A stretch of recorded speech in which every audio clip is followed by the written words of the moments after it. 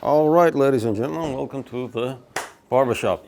It's our first shot ever done for the YouTube video, and we're gonna be trying out all kind of different stuff. See how much information we can give you, how much knowledge we can transfer from us to you, and how much feedback we can get from you to us.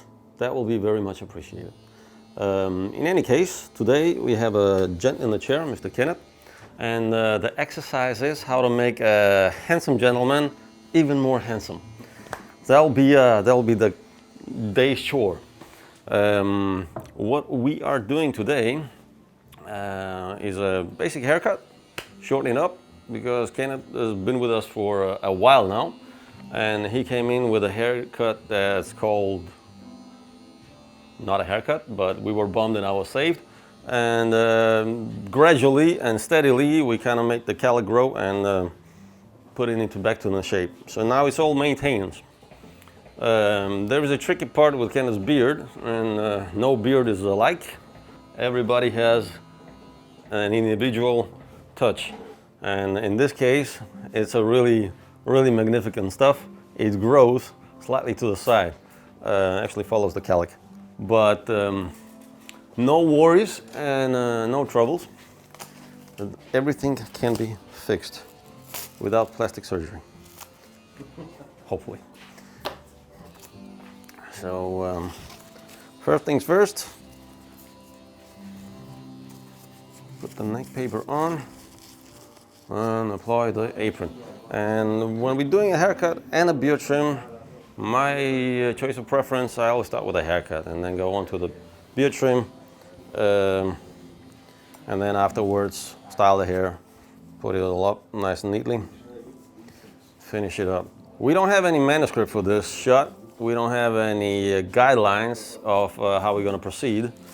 So basically what we're going to do today is just follow regular standard business as usual procedure and see where it leads. Any feedback, as I said, most appreciated. All right, so first thing I do want to make sure is my equipment that I am using is always clean and sanitized in this time of the worldwide pandemic and situations. So all the precautions that we can take, we will take. So what we're using here is actually a Barbershop blended, not 1:10, but one portion of Barbershop to just 2 portions of water, which makes it potent as hell and kills everything within a second. You don't want to get too much of that on your fingers without using some sort of a hand cream afterwards, because it's acid as yeah. All right, moving on.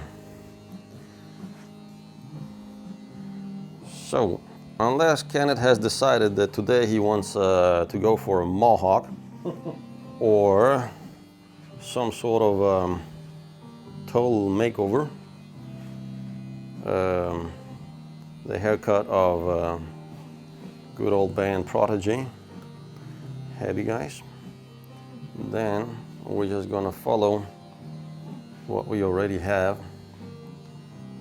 done before. The guidelines, they're already set. So you can already see here the weight line goes somewhere down in this area, going from the temple down to the back. The side part follows the calic, starts from the calic and moves to the temple, so on and so forth. So the first thing I need is actually some of my vapor here. Make sure the horseshoe is set. So what I want to do, I want to make sure that the hairs I'm going to cut don't overlap each other.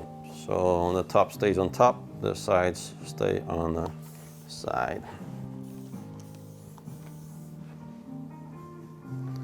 And this part is worth, in my opinion, to spend at least a half a minute extra on, and make sure that you don't cut the long hair short. That doesn't need to be. Then you're not gonna have anything sticking out of the side or up in the air like a FM radio antenna.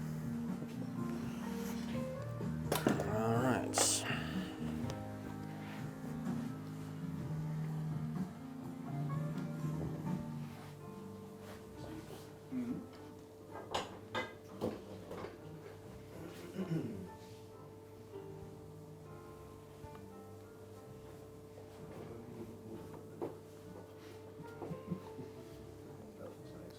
And then to make sure it stays where it is, use a little clamp.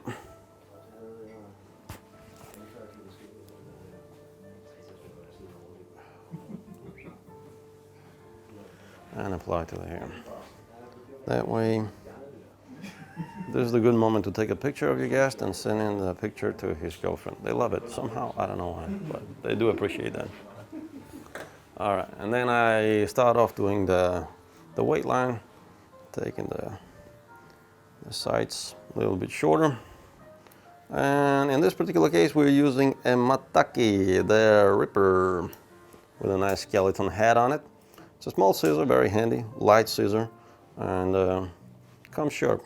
I'm not saying it's the best one, but it's quite good.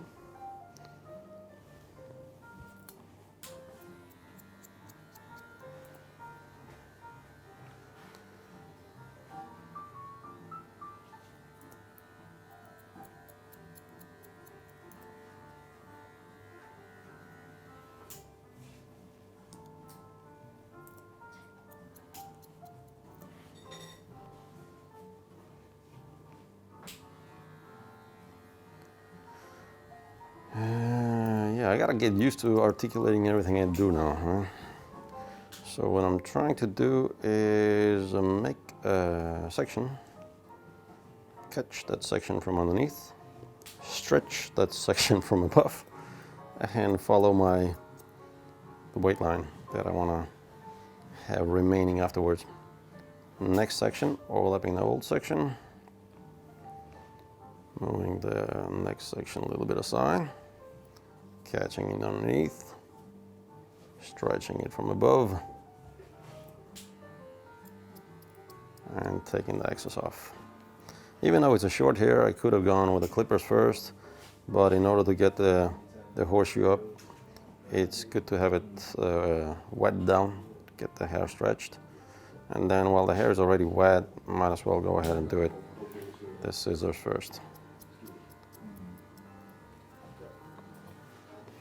I don't know if that made any sense, but it's the best I can express. Moving on to the opposite side. In this case, you can start going from the front, don't going backwards and meeting somewhere in the middle, overlapping, or you can just continue. And in this particular case, I'll just choose to continue with the flow.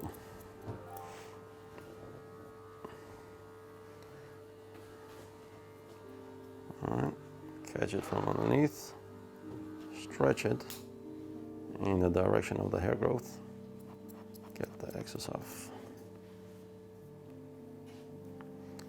Any questions so far, Kenneth? I still want to do it a little shorter than normally. Same procedure, but just a little shorter. Shorter on the top, shorter on the sides, shorter all over? All over. All over. All right, are you afraid of another lockdown or what? You never know.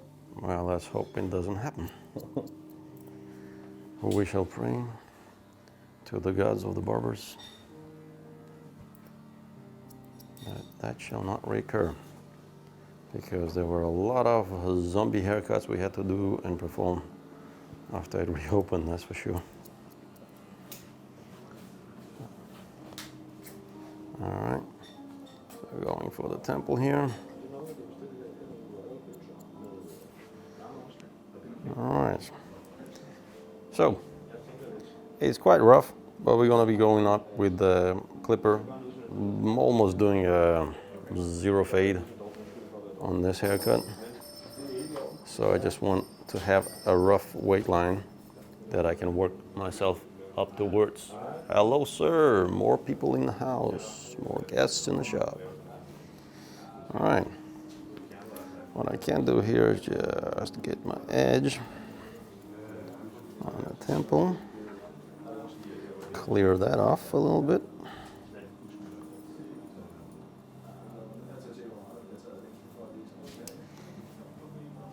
Got that. The rest of it, since the hair is so short, we'll do it with a skeleton. All right. So now we did the weight line all around. Just get a temple from this side as well, now that I'm at it. Work in a symmetrical way. Could have done that from the beginning as well, but sometimes you just work in the flow. It's the best way to work if you're doing it for 7-8 hours in a row. Once you get the hang of it, you don't really think about what's step number 1, step number 2, and so on and so forth. You just follow what feels natural.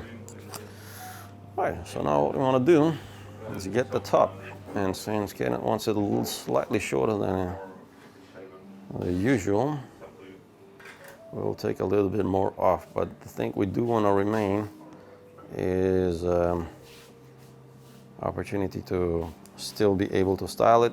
We don't want anything to be sticking out of the calic after we're done and finished. So I don't know, my philosophy is less product you apply, better the haircut it is. I mean, basically the product should be just complementary to hold the haircut in its place. So put the hair down in its natural growing area, and then the parting or the section on the top, there are a huge amount of ways to do it. There are plenty of nice videos on the YouTube. You can check them out. But what I'm doing is actually letting the calic dictate where I should be doing the parting. So if that is my middle line, goes right out of the epicenter of the galaxy and moves towards, in this case it moves slightly to the right, but that's the natural way the hair follows. So we're just going to follow that and pick it up. Now I'm going to do this from the right side, and what I'm doing, I'm picking it up, catching it from both sides, stretching the portion in the natural growth of the hair, and taking the amount that I think is going to be appropriate to the haircut that I want to do. Next, I'm just overlapping, getting that one down, so on and so forth. In this case, I'm going to take it all the way through.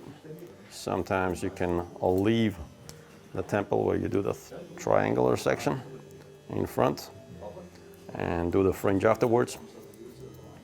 But this one, we're going to take it all the way through. All right, so now I got this line down. What I'm going to do, I'm going to part this section that I just took. I'm going to part that in half. One going to the left, and another one going to the right. And I'm going to use that as the guideline for the next parting. Now that I'm already on the right side of it, I'll just take it on the right side here. Pick that up. And there you go. There are some shorts, there are some long ones. And I have the guideline.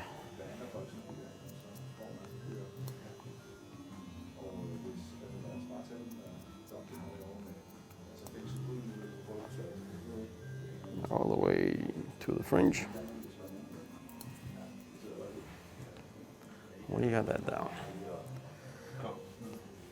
And the next thing I'm going to do, I'll make sure the top kind of fits the sides here, creating the shape.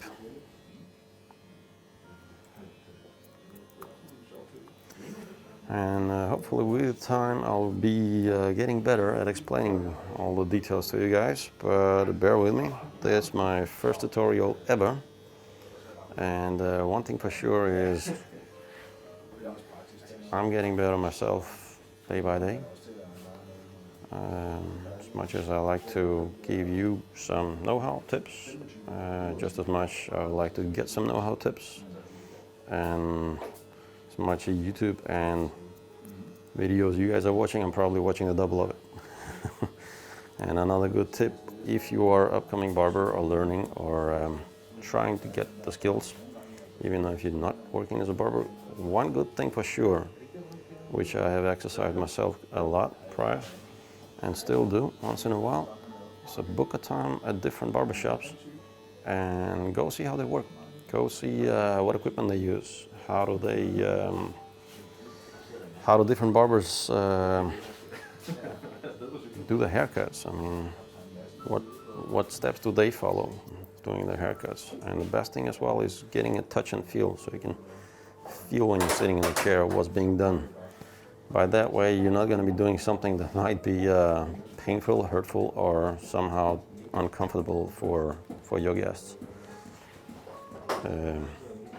Especially when it came to hot towel shaves, I found out trying them out is the best way to learn what's a nice feel, what feels good. Because when you're doing the shaves, it's kind of hard to know what's going on the receiving end of the knife. And that helped a lot. So basically, if I was traveling anywhere, or going somewhere, going to another town, I'd try to find a barbershop, book a time ahead, and get myself a clean shave. Not everybody does it, but those who do are good to try. All right, so we got the sections down. Now what I want to do, I want to go opposite way and see if there is any excess here. I'm not going to take it all the way down in this case to the length that I finally want to have. I'm only taking the length that I want to cut, because the rest of it is going to come off when the hair is already dried out, after we do the fading, and also point cutting on the top so the hair lies down nice and neat. Right now we're just getting rid of the length.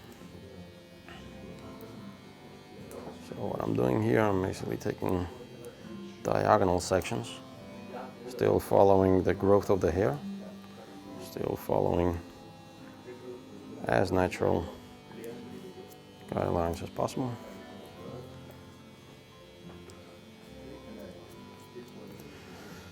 And taking off what dictates to be taken off.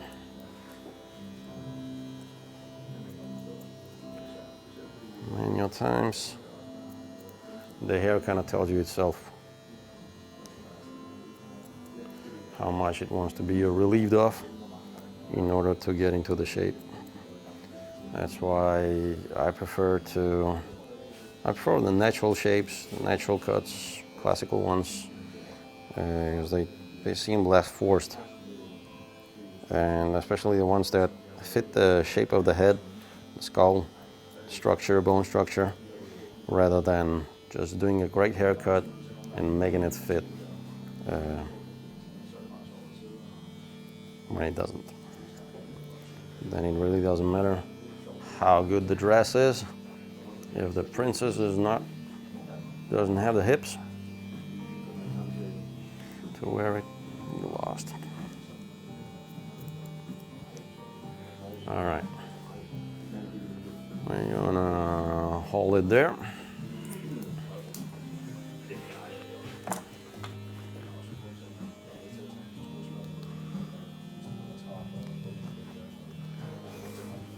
Yeah, and now we're gonna dry it up.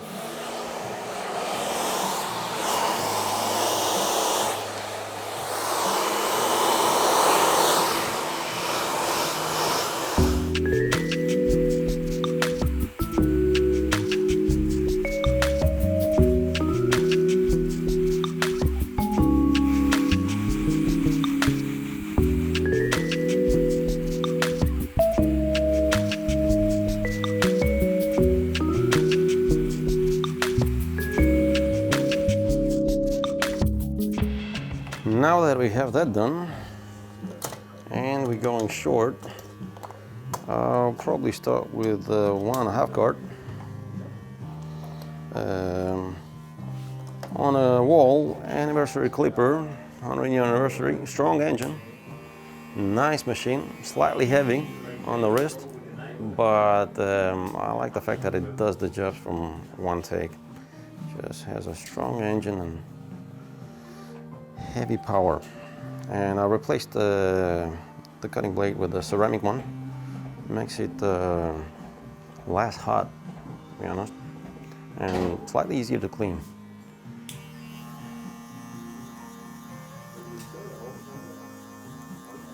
So I'm moving that all the way up to our weight line that we cut with the scissors.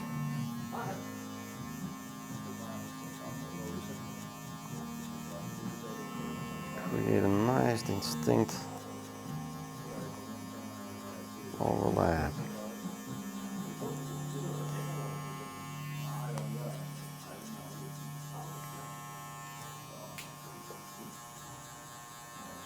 And flicking it out basically. Now fading, my friends, is a thing that I don't know. I've been watching YouTube videos, and there are 100 different ways that the explanation of the fading is being portrayed. And I'll say you gotta find your own favorite way to doing it. There are faster ways, there are slower ways, there are gradual ways, there are no guard fadings, where you just jump into it. But I guess it all depends on the level of your skill. So slowly, gradually, kind of find your own style, find what you can get the best results with, and try different stuff. Listening to some of the already very known gurus on the internet, and I'll do my best to give you more insight into what works for me. There are ways where we'll do one side, another side, and then the back, or go all the way around. And I can't really say what's right and what's wrong. I'm just interested in what functions, what works, and what kind of results does it bring.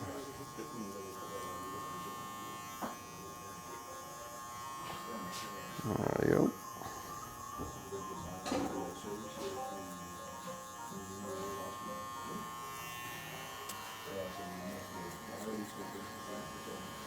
Now the bone is approximately here, which is quite high in Kenneth's head, so I have no problems making the height fade or taking it slightly higher.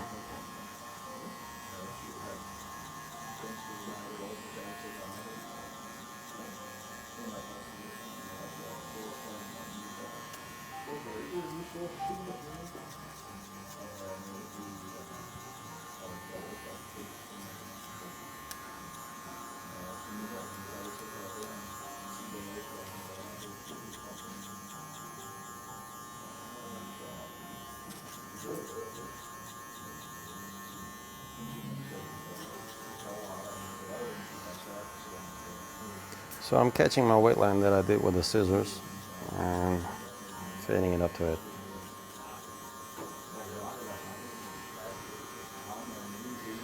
Usually we go with a 6mm, which is guard number 2, but in this case that one a little slightly shorter. It's guard number 1.5, which is 4.5mm.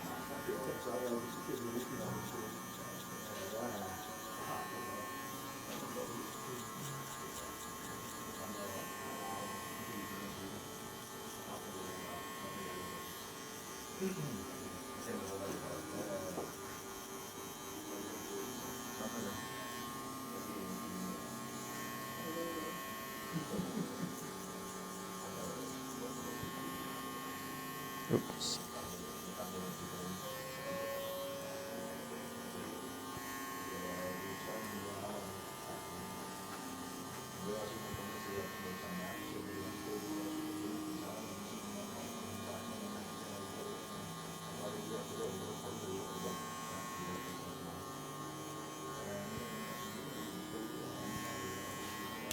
All right.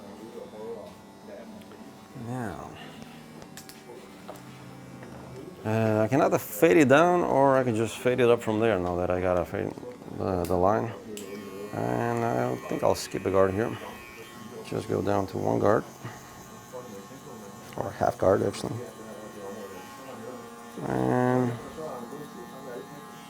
that'll do.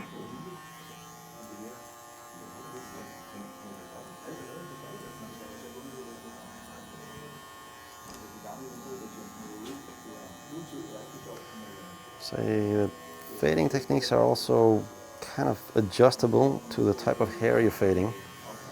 This type of hair is not the strongest of all. It's quite light, and it has less density, which means I don't need to go down in the guards that much in order for it to be transparent.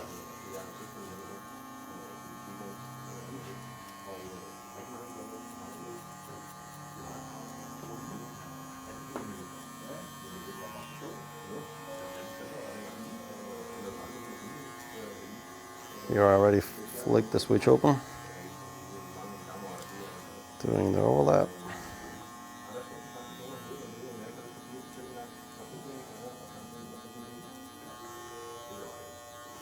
And that already is giving it a smooth transaction. Hey folks.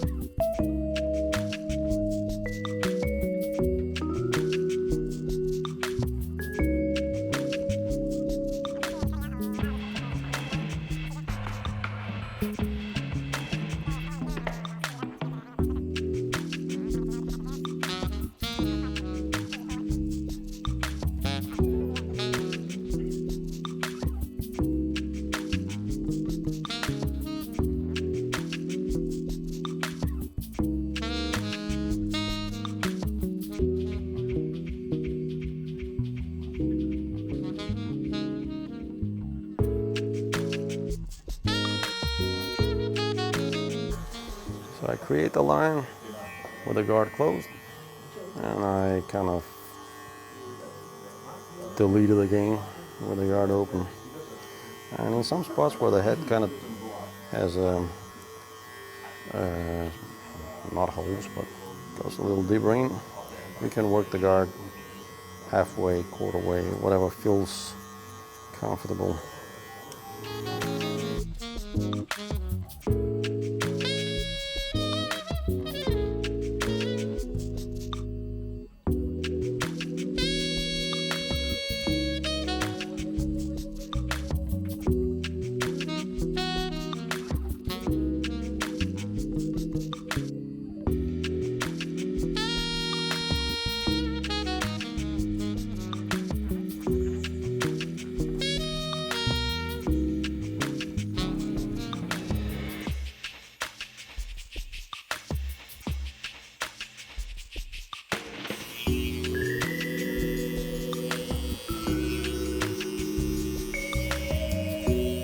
I'm gonna be doing a beard trim afterwards, so now that I'm at it, I can at least take this edge already out.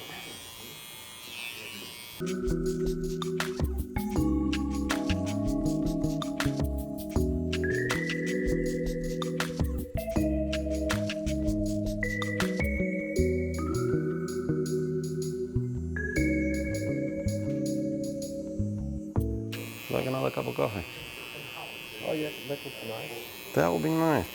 What type of coffee was it? Cappuccino with sugar. Cappuccino with sugar. Sir Louis, would you be able to provide? Yeah, the good thing about the Barbershop bar is that we have a pro coffee machine, espresso machine standing there. Makes a brilliant coffee, greatly appreciated by our guests, especially in the morning hours. And in the evening hours, we have a fully fledged whiskey bar in a back room. You'll get to see all aspects of the barbershop once we get rolling with the YouTube channel. And we don't really know where it's going to take us yet. There is no manuscript, as I said in the beginning, where we exactly want to take it. But we thought we might as well give it a try. Start off, follow our intuition, and then follow also the remarks, the commentaries, the wishes, the likes, dislikes, especially the dislikes. So if you have anything to say that is not nice, or you feel like it will feel like a criticism, please don't be shy. That's what we need most of all right now. Constructive criticism, and I really don't care how you formulate it, to be honest. So if you want to be rough, go ahead, man.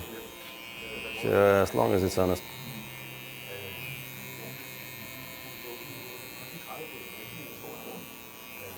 All right.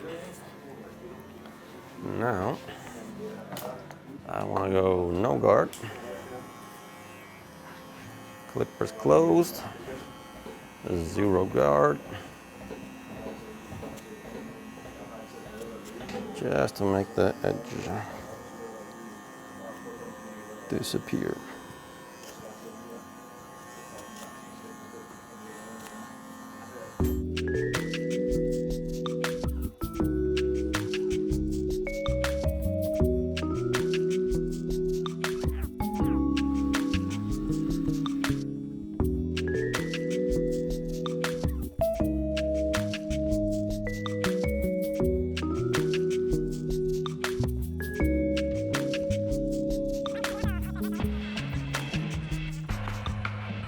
All right.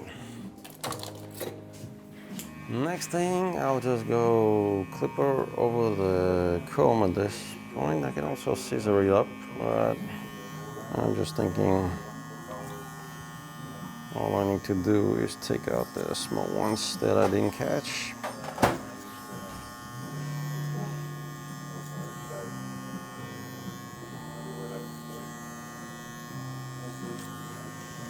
And this is where the wall anniversary clipper is really nice, because it's like razor sharp. It just catches onto the smallest ones without pushing them out from the comb. That's where you know you have a nice sharp knife or blade on the clipper and a strong engine on it.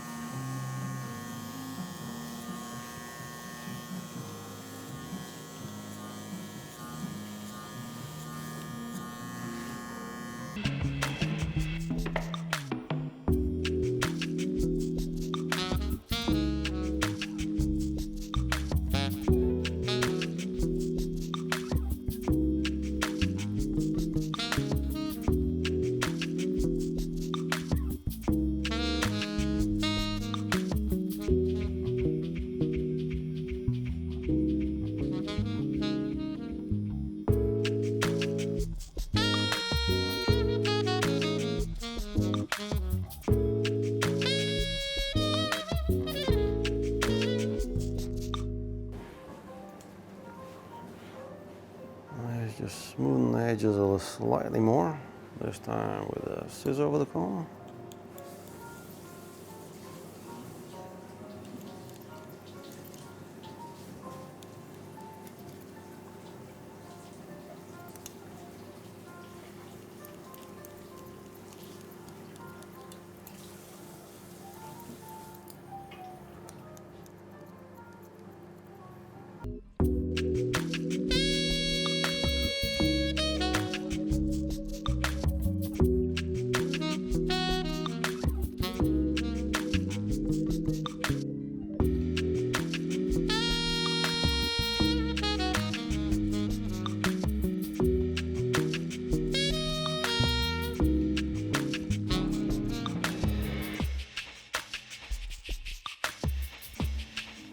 I'm not taking any length by this, I'm just smoothing out the edges of the hair so they don't feel like they're sticking out.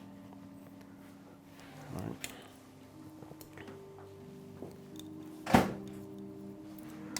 There we go.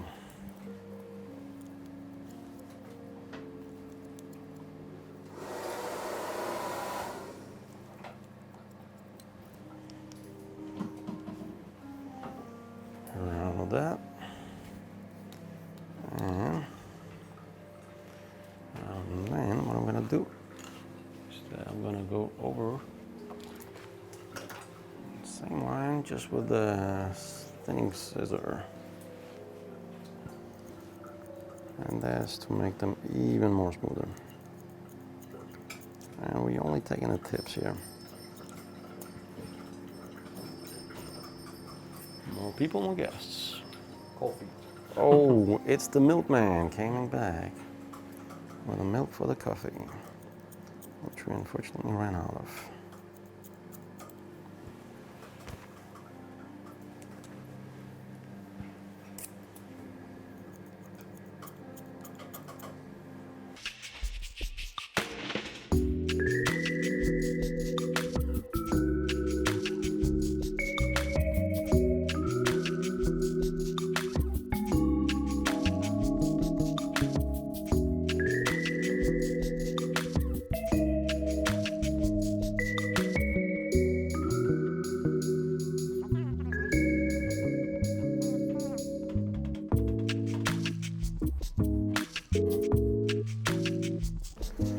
Alright, so after this we want to go for the top and texturize it, which will make it seem shorter and make it fall all into its place. So lowering the chair to the height that you can work in, and that's one of the things that are really good to remember, and it's really bad to forget. Getting the chair into the upright position or putting it down, making it comfortable for you to work.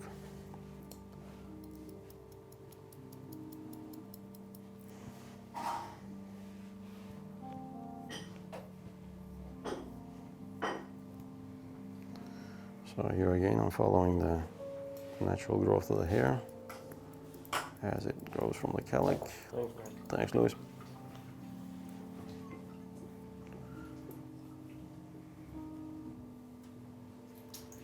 Stretching it out and give it a little texture.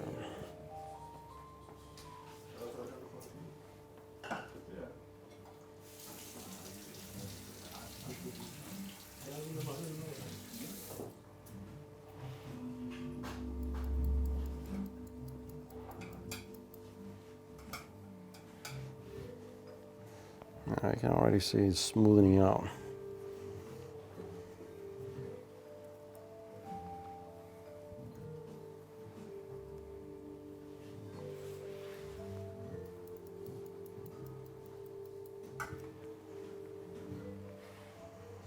Alright, working my way backwards here.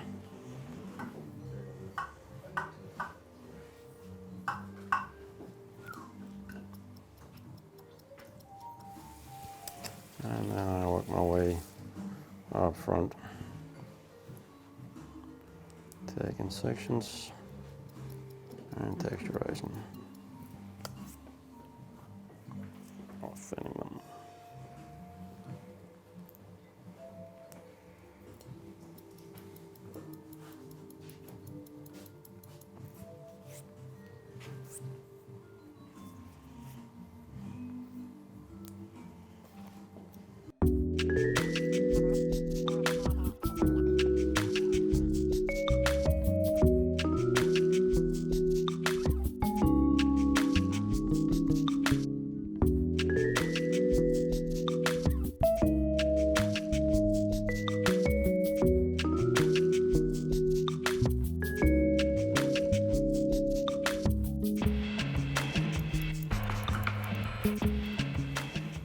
And this way, you're actually making the hair look much more smooth, especially if it's really wavy hair, or even the curls.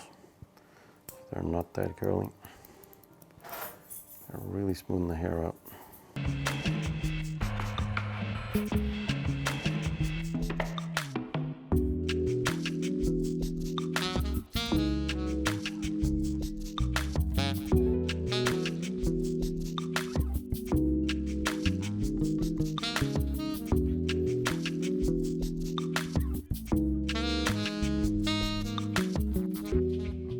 And then, no matter how good you are fading, I would say a good thing is always to consult with your next hand barber. Sir Louis, would you cast an eye on this haircut? Because one thing sometimes happens is barber's blindness. You stare so much at the same hair and the same fade that you actually miss out some of the shadows you might have created. That might be very much visible for a naked eye. Hello, sir. All good? Or see anything I don't? I'll spin it back. Spin, spin.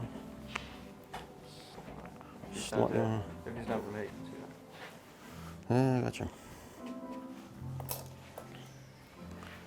Always good to have a second opinion, no matter what.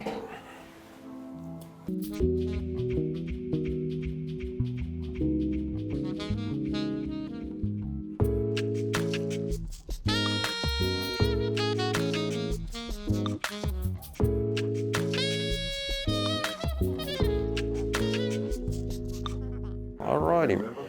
Yeah, it was side part. Now, what I also can do, even though I gave it as much point cutting as I could, I can take a texturizing scissor, which is not a thinning scissor, more or less, and take out slightly more weight out of the top, where it kind of feels bulky. It's fading. Yeah. Yeah, quite short. Yeah. Not skin, but like Yeah. real short. Yeah, very short. I think I'm going to give the hair a good wash. We can sit back. Bring the pie. And then I just want to correct the calic,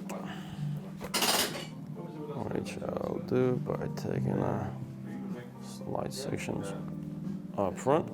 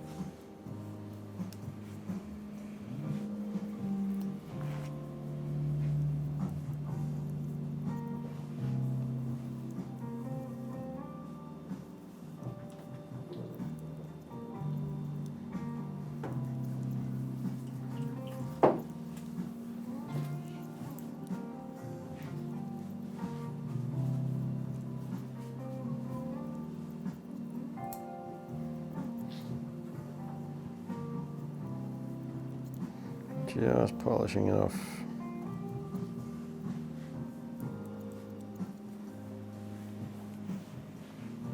There we go. And blow it.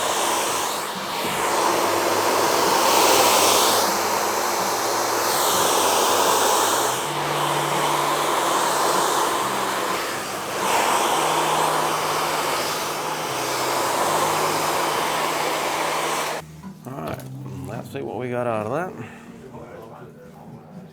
A good thing is also always use the mirror, because a mirror on the wall ain't no bullshit, and it's not gonna lie at all. Because what I can see here, I left a little bulk over here on the left temple.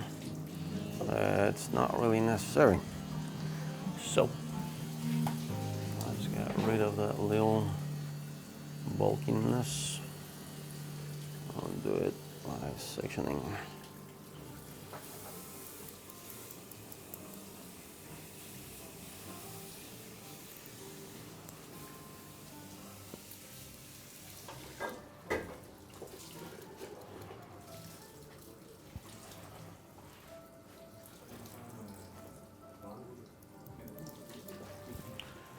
Cool.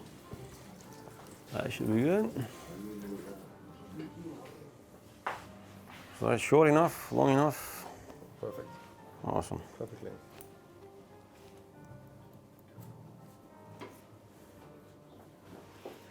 Well then, Ready for With it. another lockdown. pardon? Ready for another lockdown. Oh, don't say that, man. Don't even think it.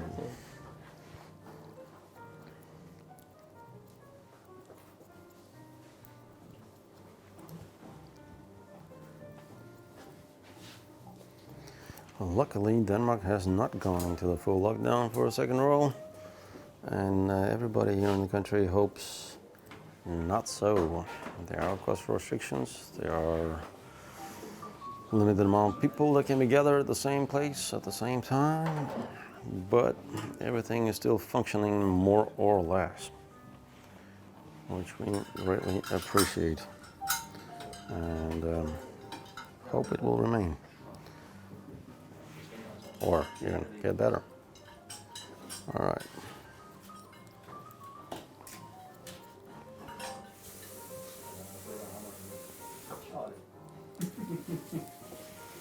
Cool. Next, we're gonna move on to performing what we here at the shop call royal beard trim. Difference between our royal beard trim and a regular beard trim is that after we kind of put the shape on the beard and make sure it is all lined up, we basically go through the same procedure as hot towel shave. Applying hot towels and correcting the edges with a knife. What we need is fresh towels. I'll reserve those. And the first one I'm just gonna use for the headrest. To cushion it more up, and instead of the thin headrest towels, we just use a soft towel. All right, now that brings us to the next topic that could be fun to have a separate video about is different types of barber chairs, what is on the market, what is more functional than others.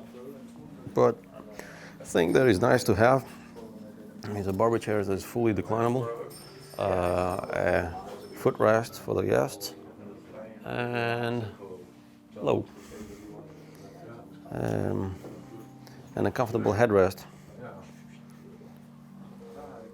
which you can move up and down, in and out. All right. So shorter on the beard and shorter on the hair. That was the initial. But basically, not much explanation is needed in this case, because once you get the same guest in the chair after several times, you already know what's up, and that's the beauty of getting that guest connection. Not much explanation is necessary. You can just have fun and talk about the old times. All right. And the way I do the beard trim is more or less freehand. I rarely use guards for the beard trim. I kind of find using the guards to be a wrong method. Not always, but at least from my experience.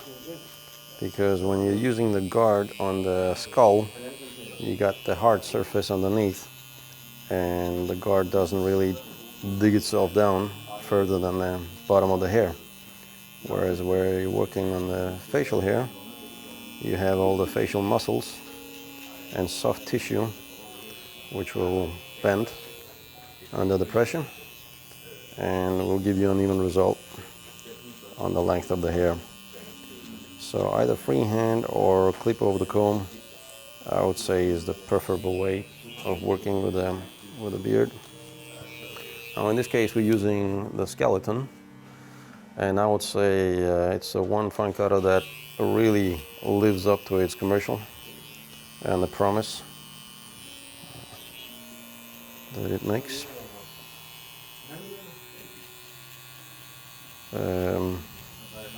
These days we obviously do sanitize the clippers and scissors more than usual, which means good lubrication for your clippers will be essential. Otherwise they'll start making a hell of a lot of noise.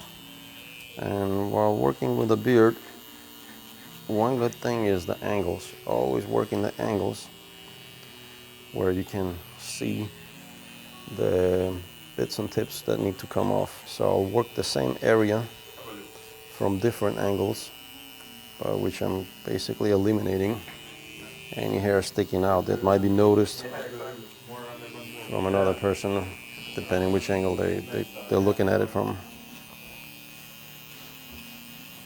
Clean finish. All right.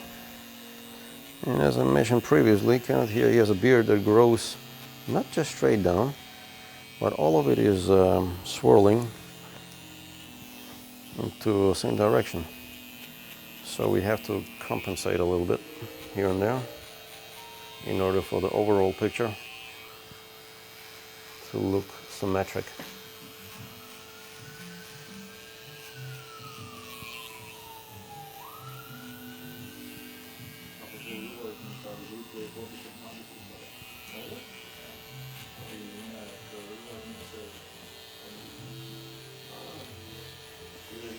Now when you're working with a free hand, you always need a point of reference, which means point of support.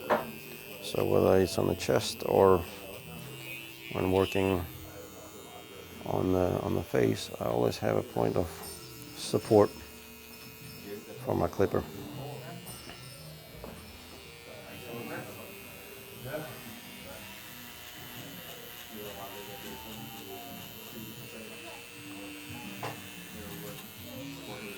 All right. So focusing on one side until it's as clean as possible, till I'm kind of satisfied with it, and then I copy paste that to the other side and have that as a measurement. So I'm going high underneath the chin, basically following parallel line with the chin, since we want the beard to be short and tighter.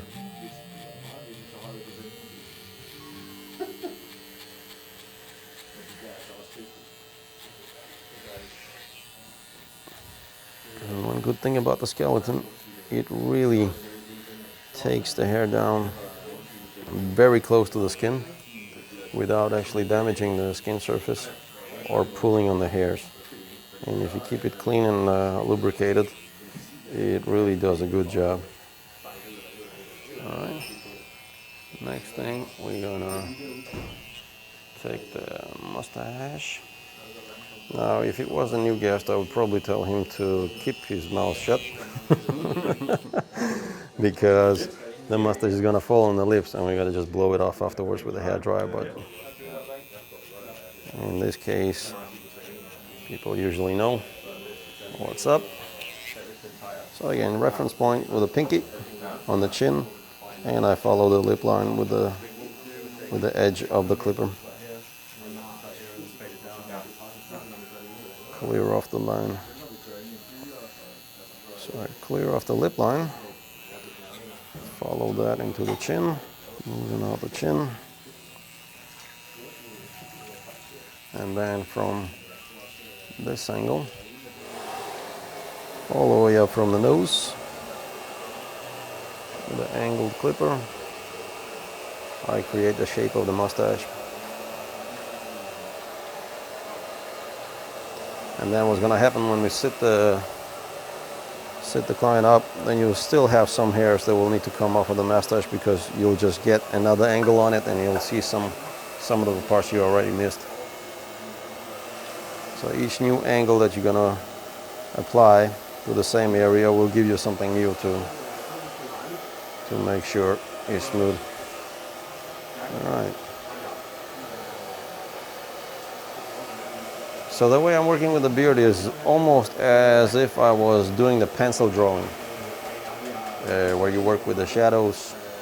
I've been also told by some tattoo artists that it's semi-similar, but I don't know. I've never done any tattoos or made any tattoos yet on myself. I haven't had any. I still have that experience saved.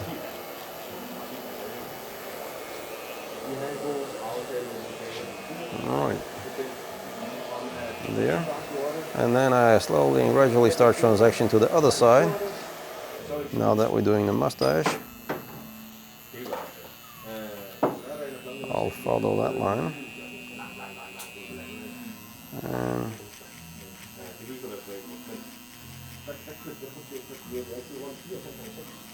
By looking from above, I basically am comparing the right side to the left side. And by that way, creating as symmetrical shape of the mustache and beard as possible.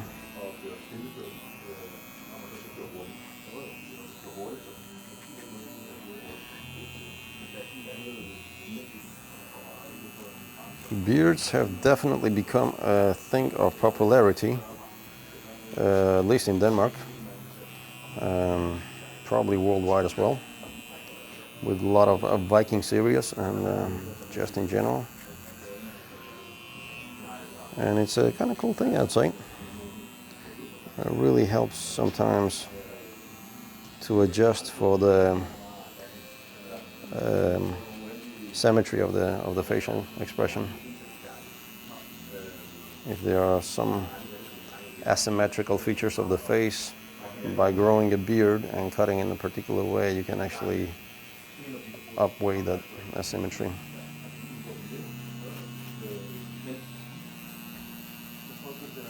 And funny enough, the attraction of another human being, I've been told or read somewhere, is actually measured by the symmetry that you're seeing in another human being's face. That's how we judge beauty. More symmetrical the face, more attractive it kind of appeals to your surroundings. And by having a beard, that can do a lot in the most natural and practical way. All right, so that was mustache, at least from this couple of angles. So I'll get the excess hair off just by using cold air. Now, that was our left side. We are going to be polishing it up afterwards even more. But for now, we're going to move over. Actually, we're going to move over to the left side. This was the right one. All depending which way you're looking from.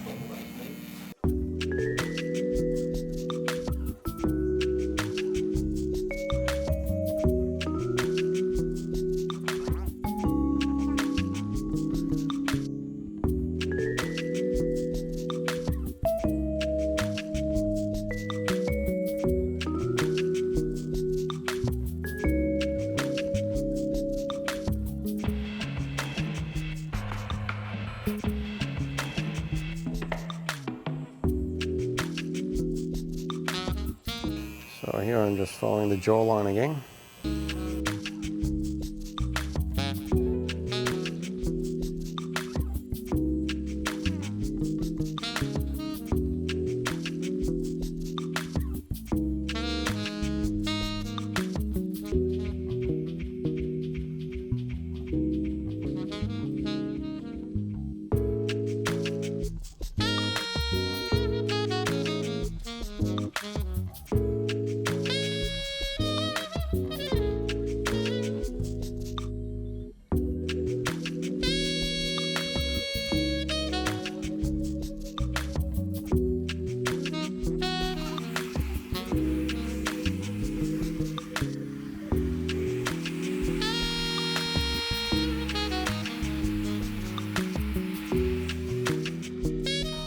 Yep, and then by using the mirror, we can actually see the slight deviation there is in the bottom part.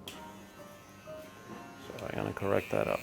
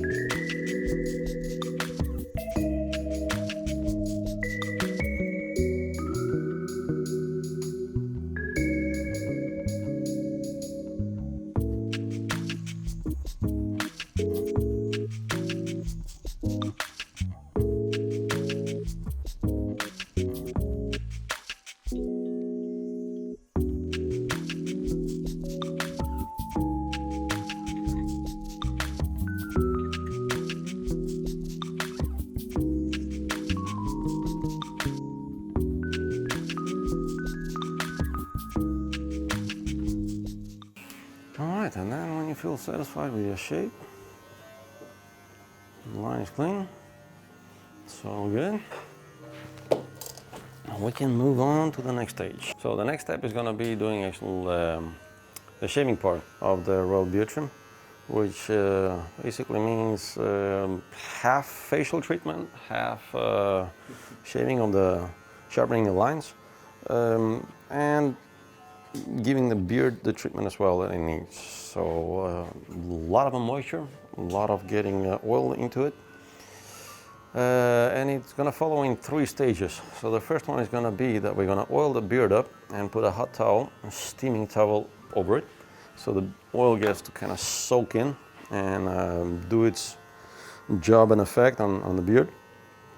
Next stage is we're going to use some shaving soap on the surfaces where we're going to shave, and put another hot towel on top of that.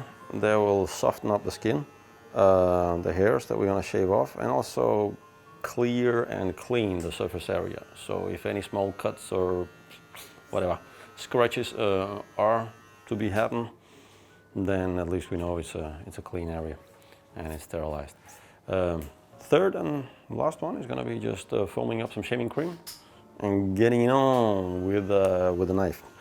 So first things first, we took off the collar. We're going to place the towel in order not to damage the clothes of the gentleman, and I do it in a V shape. So I put it from one side, flip it over, come over on the other side, and make sure it's neatly tucked in from here as well.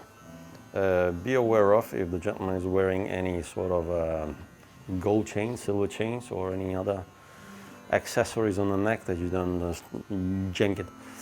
All right, and when that is done, I'll start with one towel, make it soaking wet in this case. And there are different ways of doing this. If you are not working in the barbershop or haven't been in one, you do know that they have the towel heaters or steamers. Or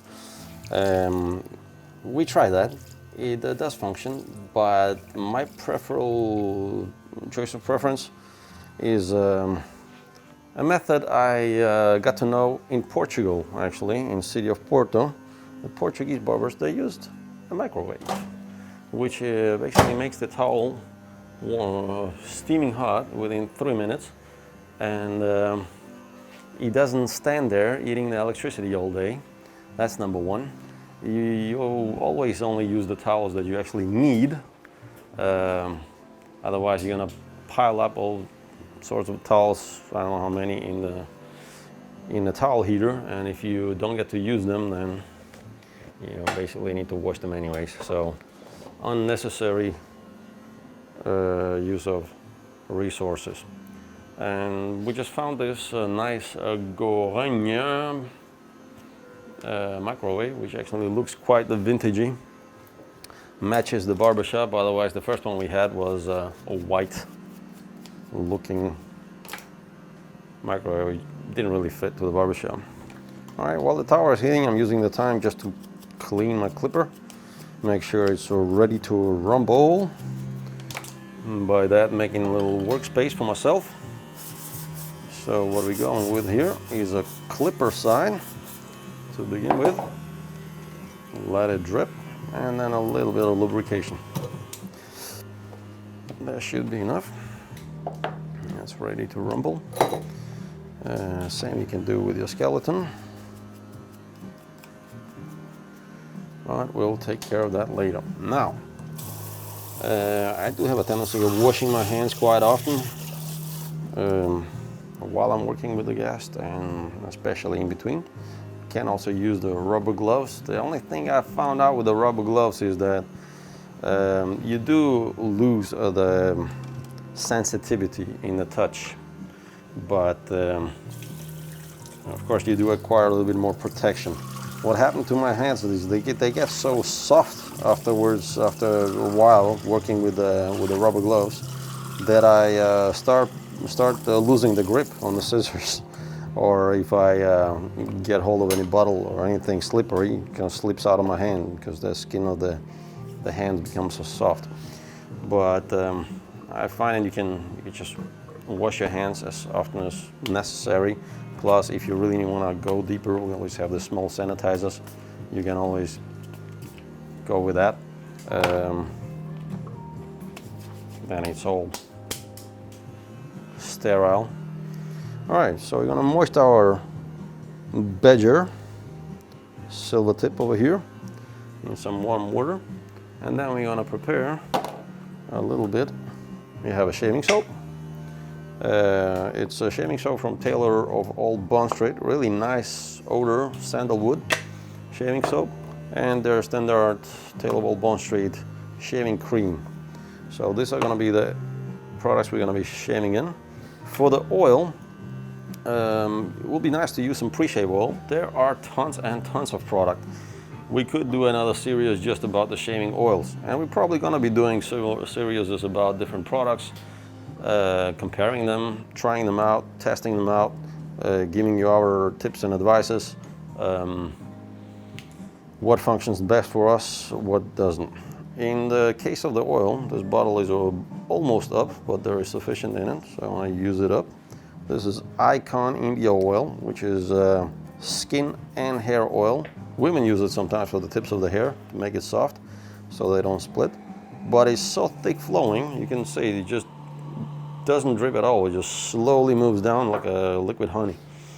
This really does the job of softening up the skin and softening up the hairs. So we're gonna rub it in. This oil is also good if you have if you had like too much sun on your skin and has been slightly burned, then it actually gives you a little cooling effect on it.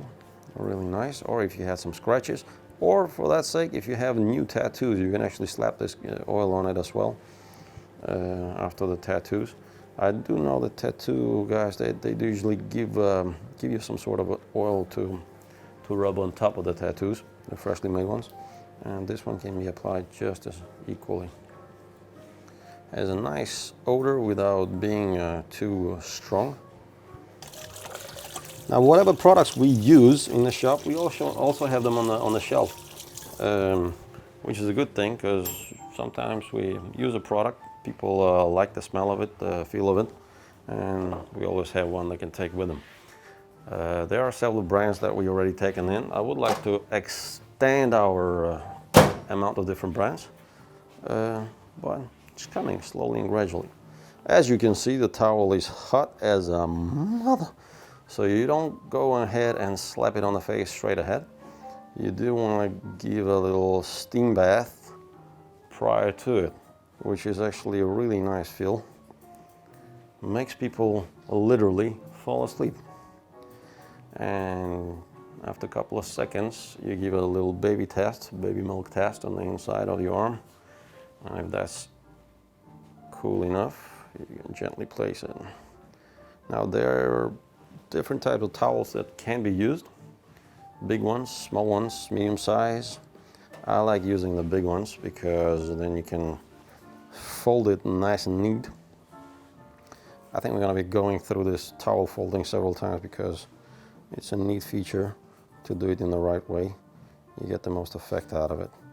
What I'm trying to do is have a double layer, all those essential places, and a tightly closed atmosphere in there. It feels really awesome once you're underneath it, if you ever tried it. Really soothing, relaxing, and it also helps the pores open up, hairs to soften.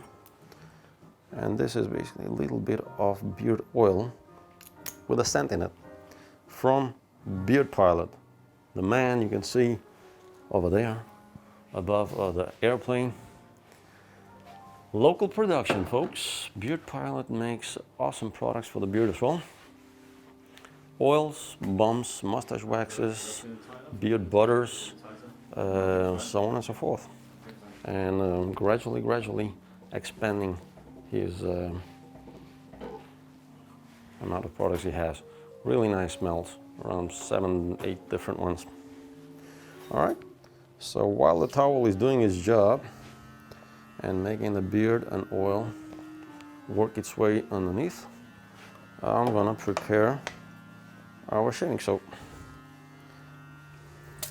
So what I need for this, shaving soap, I basically need to pick it up. I don't need to foam, I don't need to make it foam. Just want to pick a little bit up on the tips of the brush.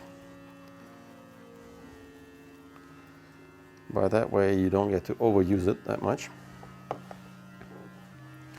And I'll get the second towel going.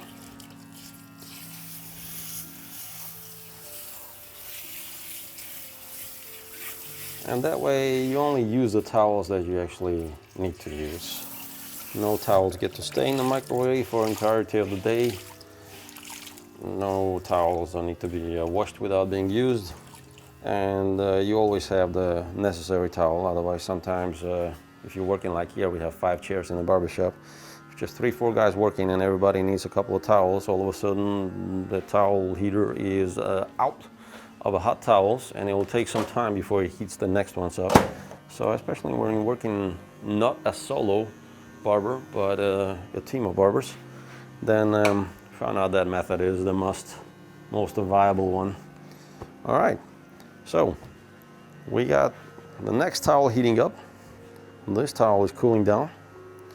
While I take it off, I get the moist from the towel away from the face, which also removes any debris, the small hairs that might be left after the haircut.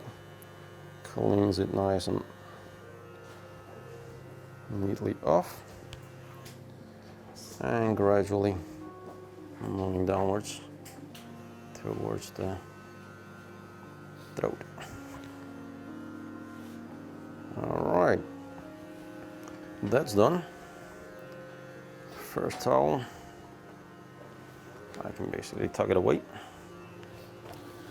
and go ahead with the shaving soap.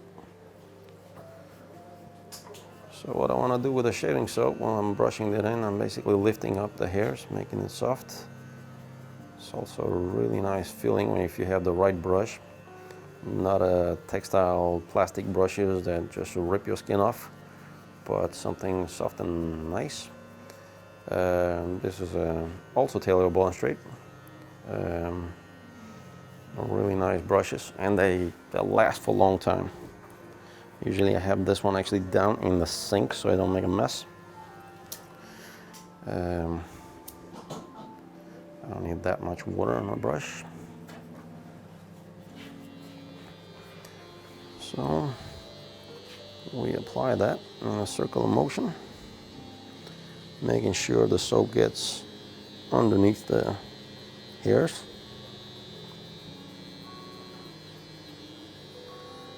And makes its work.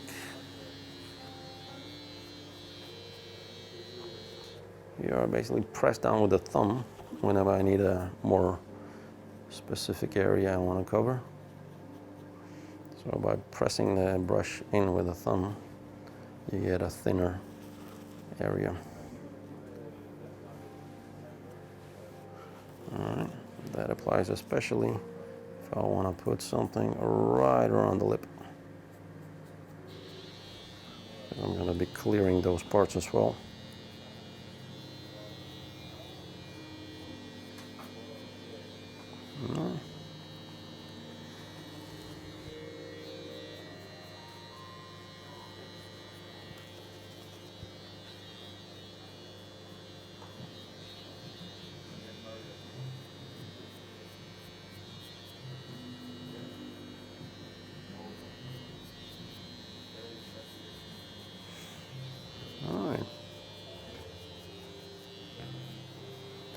And once you get the hang of the drill, everything kind of works smoothly and continuously.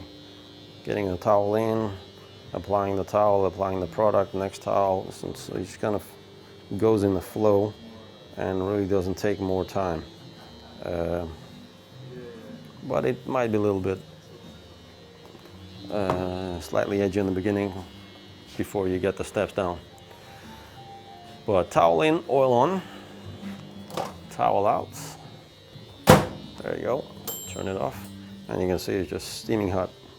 You gotta be careful not to burn your fingers actually. That's why we use the little hinge that it has.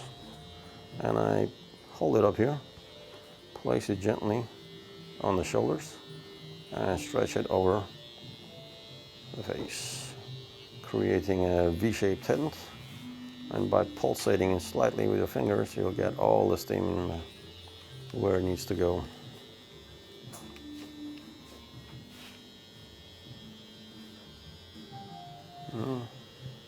Cools fast, so after a couple of seconds, it's ready to be applied. And I do that by lowering it halfway, folding it over the mustache quite neatly and tightly.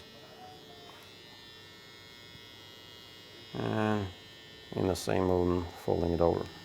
So it's down, fold over, stretch it out here, fold it one more time, and one more time. So this area kind of interlocks, and if you just gently tug on the lower ends here, you're basically applying pressure to the entire face. From the lobe to the chin, goes down.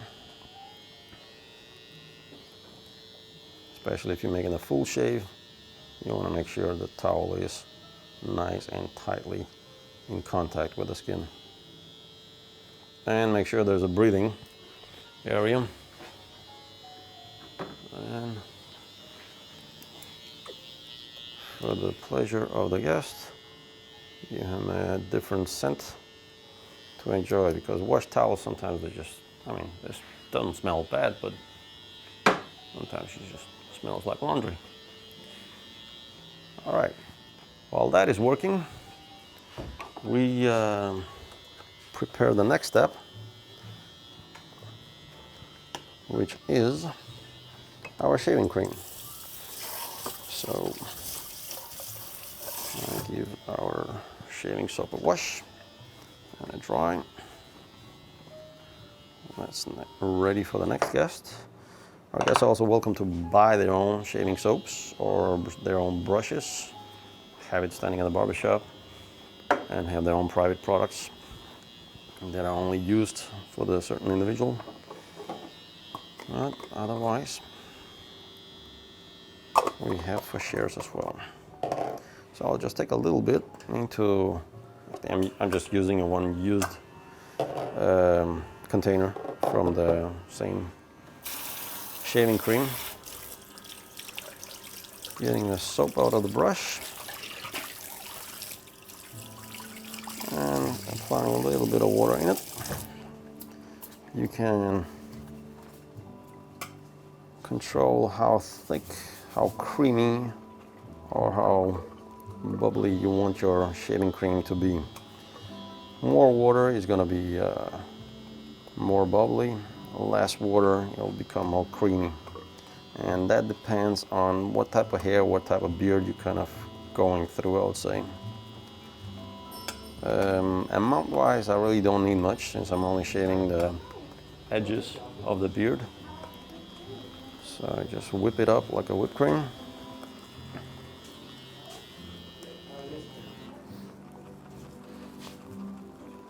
And you can almost feel it start stiffening a little bit. You see it's good to go.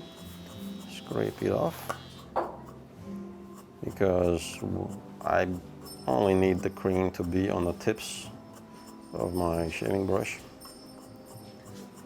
for me to apply it, and that's more than plenty. All right. No, it's whipped. All right. So remove the next towel one more time in the same manner. This time we're just removing the soap that we applied and washing off the skin.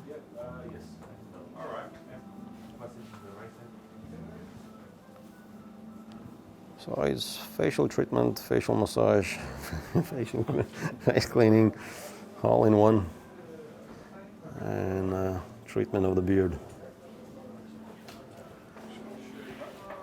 Then I use the same towel that I just took off, fold it a couple of times. Hang on. Basically fold in the middle, fold in the middle, fold in the middle. And I use this to clear off my knife after the strokes. And the knives, usually after the use, we dip them into the Barbicide as well, or use the concentrated Barbicide to disinfect them. And you just always use a fresh blade, which means hygienically it's the best way to do. And also you can of course use the real knife, but chevets are better. You always sure that the knife is sharp and ready to go. You don't need to be standing and sharpening it, unless of course gentleman buys his own knife, that I'm willing to apply it. Right, so everything looks good. We start applying our shaving cream, massaging that in.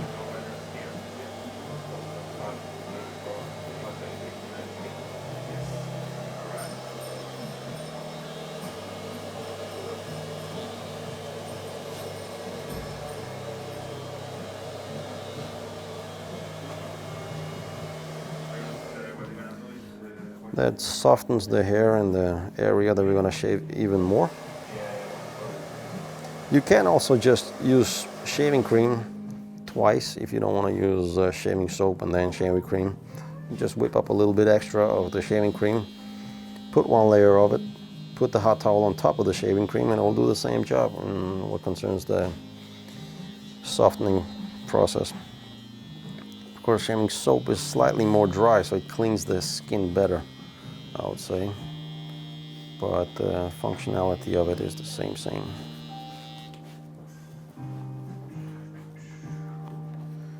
All right. So as you can see, I'm just picking up the amount of the cream that I need for that particular area and applying it. All good? All right. No worries.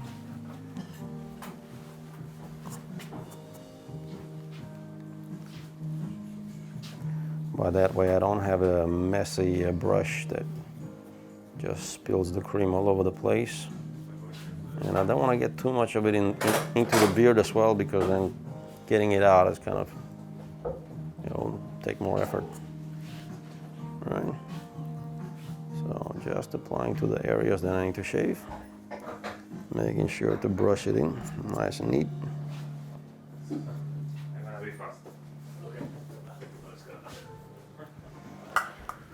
And then we're ready to rumble. Always make sure your hand is dry, so the grip of the knife is solid, so it's not moist or slippery. You can use the blow dryer just to make sure you get the excess moist off of your fingers. And safety prior to everything, make sure you have a nice grip. And then I start off by turning the head to one side.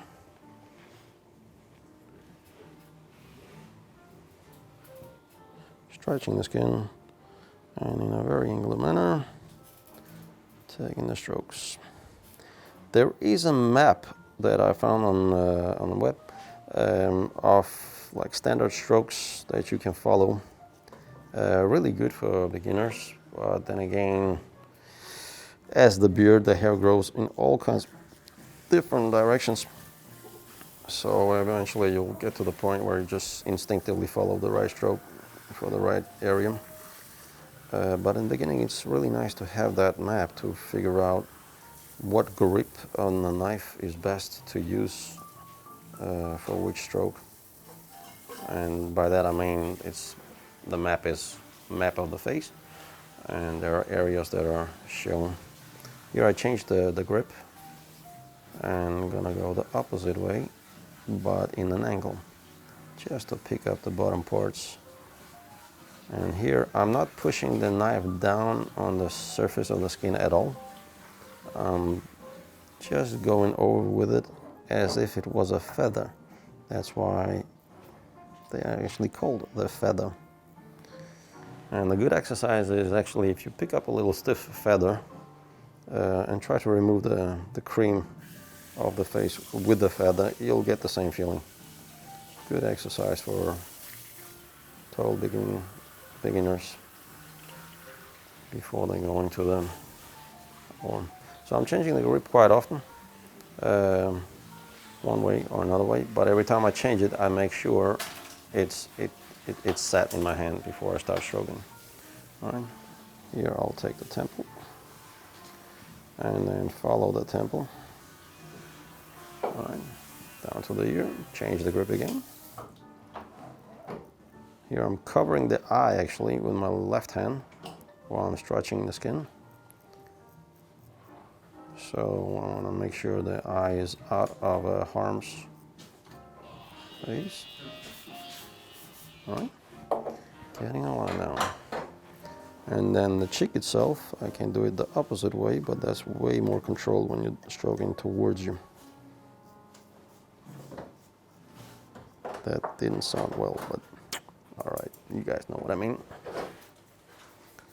All right, anything higher up, take it softly. And then it's mustache. Take the small ones there. And take the head up. I can take the edge of the lip. Now, this is a really delicate part of the facial skin. How you doing, Ken? Are you good there? Got everything in the face now. The camera, the knife. Alright. But you can get quite close, almost surgically. Remove the tiny hairs that you don't need. Well, once upon a time, barbers were surgeons, so I guess it's part of the skill. Right. That's the word easy to maintain. That's the word easy to maintain. Exactly. You got almost the same hair on top like me. Start to grow. It's super heavy going forward. Exactly. Yeah. No, it's impossible. And if you know, I'm staying as much as possible on the right side. I'm not changing sides that much. I just want to have my posture on one side of the guest and do as much of the shaving from standing position. So if I'm changing position, it's either where I stand now on the right side or just behind, or right behind the head. All right.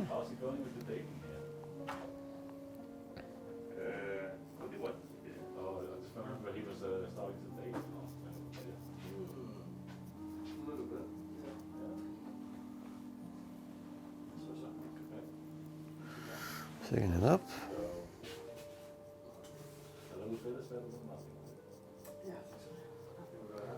Taking up the hairs.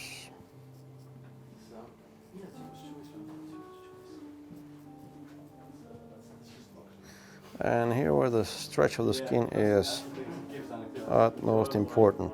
Now, Kenneth is a young fella, so his facial skin is still quite tight, but if you get an elderly gentleman in the chair, you kind of feel that, you know, skin can stretch for quite a while, and the last thing you want to do is take a stroke over skin that does a harmonica, and that will result in a cut, which is not necessary at all if you do the skin stretch in between the fingers as necessary. A way to practice that, I'm sorry to say, is not balloons, guys. I mean, I've seen a lot of, you know, this knife training done on balloons. We might even make a video. We're getting all the good ideas here. While we're working on the first video, a good video would be to show you guys how to exercise and get the skill down with the knife to feel comfortable with it, because unsteady knife can make your guest or client kind of nervous. Funny enough. Whereas if you feel comfortable with your knife and you're not hesitating, that kind of transfers to the person at hand. And in order to get there, I would say a good idea would be not to use the balloons, but actually get some pork, get some pork skin, practice on that if it's a flat surface. I would say best of all, if you can get your hand from on a butcher and purchase a pig's head. It has all the curves, just over exaggerated human face. That's a good thing to practice on. The soft skin, I would say you can buy a frozen chicken, defrosted, and you'll have the same effect. Matter of fact, we might try that one day on the video, just to show you how much it can resemble the human skin. But chicken or the pork, that's basically the best one. And then when you shave it, I don't know, maybe you can make a good meal out of it, as long as you don't do it with your guests. All right, now this towel already has the hairs on it, and I don't want to be applying that. But I have another towel that I used. I can just use this one that we used for the first one with oils. Soak it off, rinse it off. I basically just need a moist towel to remove the excess shaving cream. And then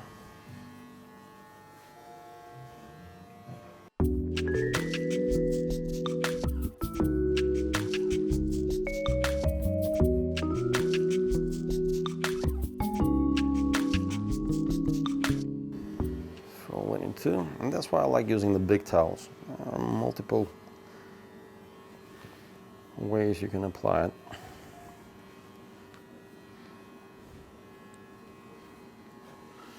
Alright, that's off. Now if you notice, there are no cuts or bruises, but there are a couple of minute small red dots, and that's just because we caught on to the root of the hair that we kind of pulled off.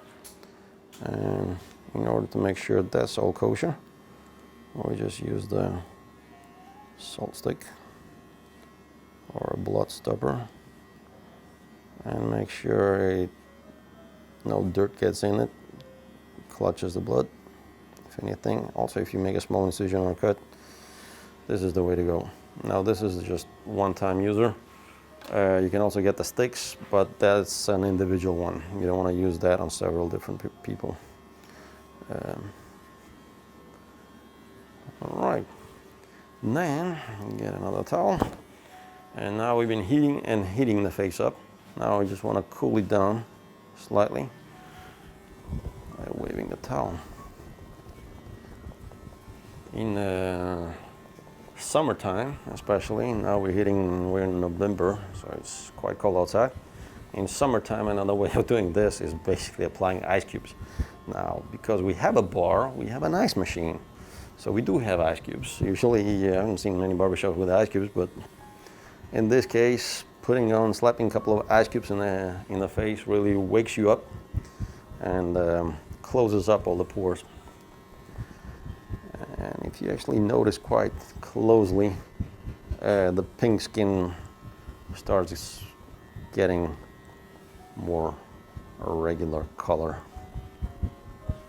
A little bit of that, just to get the excess moist off the hair or off the skin. Feel it's dry. And after which, I mean, we haven't damaged the skin, we haven't scratched it, everything looks nice and fine. We can use the aftershave cologne. We can also use just aftershave cream. I prefer the cream because it keeps the skin moist, because we've been putting so much water in it, soap and other ingredients. So now we just want to make sure it's hydrated again.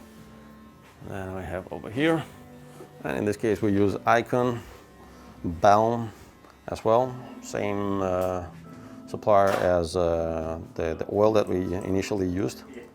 So a couple of squirts of this. It's quite an effective one, and I can rub that all the way from the forehead down to the cheeks, chin, and the throat. Rub it in nicely.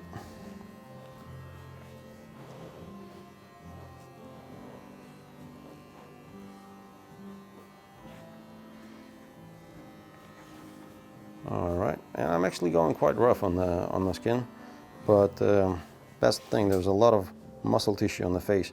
That's why not using the guards for the beard trims, guys.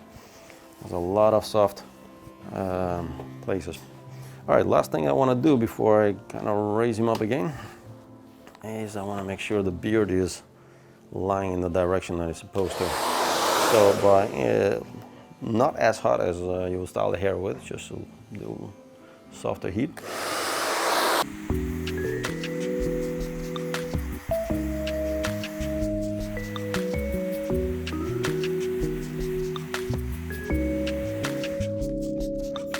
And now we can set the person up again. Off comes the headrest. Place it when it's not in the way. All right.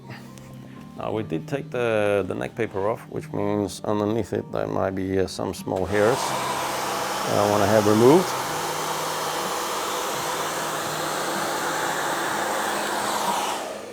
And some of the hairs that landed after the beard trim.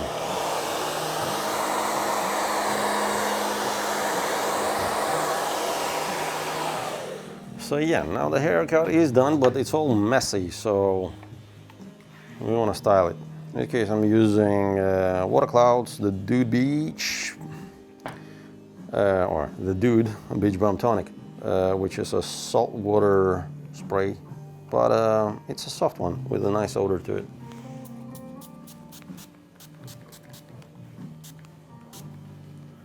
And that's how it is afterwards. After you try several products, several types, you kind of lock into some of your preferable ones and use those in majority of the times.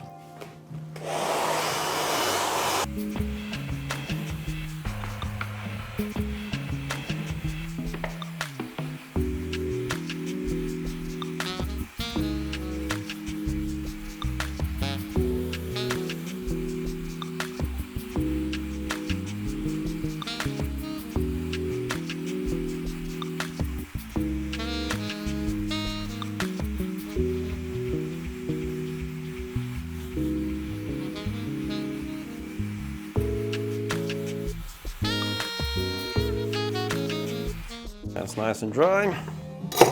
The beard is dry. All the thing left is just styling it up, beard and hair. Now for the hair, I'm gonna use some JS Sloan. In this case, medium weight should be good enough. Now this product is the latest one we took into the stock, but it really positively surprised us. Nice odor. Soft apply, but a strong hold. And the good part about it, it's all water-based, so you don't need much strong hair products or shampoos to get it out of there afterwards. So it comes out nice and neat. It gives it the hair kind of wet look without being overly shiny. And you actually don't need a lot of it. Just a small amount will do. And that's what the way I like to use the products most of all. As little as possible with the biggest effect. Then you don't overdo and the product lasts you for longer, which is nice. All right, so that's in. Come on, comb it in.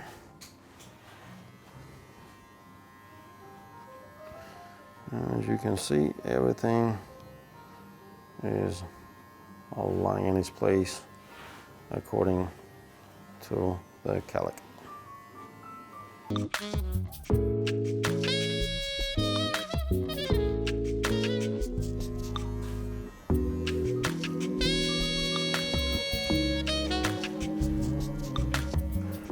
yeah, you can really work on the detail if you want to make a distinct side part.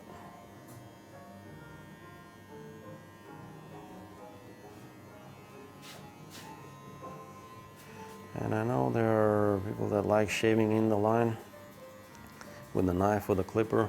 Honestly, I'm not a big fan of it because, well, you can do it if you want to, if you kind of getting a haircut once a week or every 10 days. Otherwise, the small hairs they're going to cut out, they're going to be sticking out within a week actually. You're going to have slight small antennas coming out of that area that you kind of shaved in, which is natural. But what I like when I get a haircut done, that it lasts at least, I would say everything between 3 to 6 weeks, I would say. All depending how fast the hair grows, what type of hair it is, so on and so forth. But I'd rather make a haircut that will last for longer and still being shaved even though it's outgrown its length. All right, so that was the hairdo. And for the beard, we're gonna use a beard pilot. In this case, Explorer, which is a nice order of citrus and oranges. This substance, you just need a little bit of it, all depending on the length of the beard.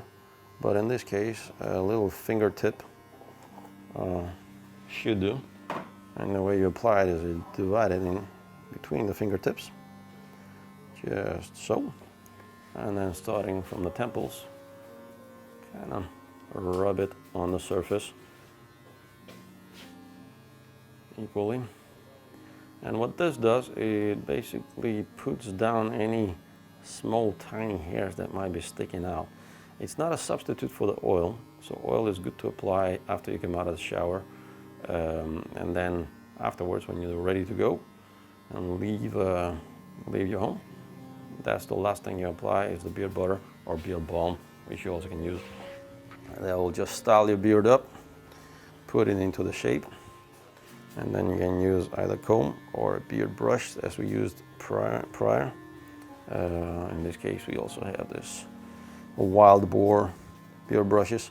Are really good for styling your beards, brushing them off so the hair lie in the same direction. All right, ladies and gentlemen, that is the final result. Now, just in case, and for my own sake, I do go around with a mirror and do check it in the reflection. Because maybe, just maybe, I made a terrible mistake and left out a shadow or anything else. In general, it's a good thing to double check yourself. Plus, you get to see the haircut in a double distance by mirroring it. So you kind of get to see it from another angle. All right. And there you go, looking from above, you have the golden ratio, the sacred geometry is retained. From the side, you have the beard and the hair, so the beard line follows the chin, goes into the swirl of the ear and down the neck where it fades in. So I would say every time we do a beard trim, we actually do trim the edges around the ears because it's one and the same. And double checking on the other side. Everything looks nice and dandy. And that's how you make a good looking gentleman looking even more nice. Well, that was all from us to you for this time. And don't forget to subscribe, all right? Otherwise, next time, that beard might not come out. No, but we are going to be doing using this material for our YouTube channel. I hope there was some material in it you can use. Some of it you probably might know already. If there are anything you do want to know, more particular or more detailed, do let us know, because this is a new game for us as well. Haven't done that much of it before, even though we have shot some videos. So it would be nice to know what you guys need, and it would be really nice for us if you subscribe as well, to see how many likes we can get and followers. Just interesting. It's a journey. It's a new journey for us. So I hope we'll see you on it. Cheers.